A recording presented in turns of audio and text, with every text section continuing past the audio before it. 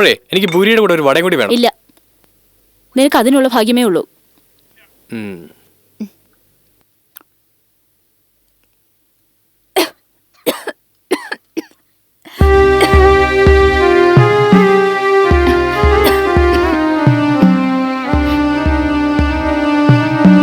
അല്ല മോഹന, നിന്നെ പറ്റി ഓർക്കേണ്ടവരൊക്കെ എവിടെയുണ്ട്?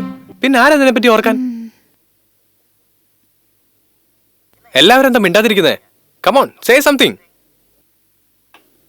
ചേട്ടാ, സിറ്റിയിൽ ക്രിമിനൽ ആക്ടിവിറ്റീസ് കൂടുതലാണെന്ന് പറഞ്ഞ് CM മീറ്റിംഗിൽ എല്ലാവരും എടുത്തിട്ട് കുടഞ്ഞല്ലോ. അതെ അതെ, എല്ലാം ഇപ്പൊ ഓവർഡോസാ. ഇന്നലെ ഞാൻ മാർക്കറ്റിൽ പോയിരുന്നു. പെട്ടെന്ന് അവിടെ ഒരു ബഹളം. റൗഡി പയ്യന്മാർ തമ്മിൽ അങ്ങോട്ടും ഇങ്ങോട്ടും അടി. ദേ, എന്റെ ഭർത്താവും പോലീസ് ഡിപ്പാർട്ട്മെന്റിലാന്നാ പറയുന്നേ. കറക്റ്റാ പറഞ്ഞേ.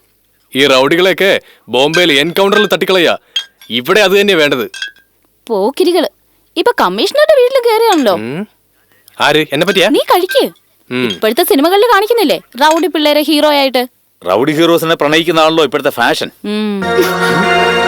എന്താ മോഹന? നിങ്ങളൊക്കെ എന്താ ഇങ്ങനെ സംസാരിക്കുന്നെന്ന് മനസ്സിലാവുന്നുണ്ട്. ഓ, മനസ്സിലായോ? Very good very good.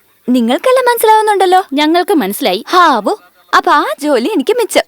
ഇതെല്ലാം മനസ്സിലാക്കാനുള്ള പ്രായം നിനക്കായും തോന്നുന്നുണ്ടോ? അതിനി നിങ്ങക്ക് മനസ്സിലായില്ലേ? ഡാഡി ഡാഡി, മനസ്സിലാക്കാൻ പറ്റാത്ത ചില വിഷയങ്ങളുണ്ട്. അതിന്റെ പാകത വരുമ്പോ നിങ്ങളായിട്ട് മനസ്സിലായിക്കോളും. സത്യമായിട്ട് എനിക്കൊന്നും മനസ്സിലായില്ല. മനസ്സിലാക്കാതിരിക്കുന്നതാ നല്ലത്.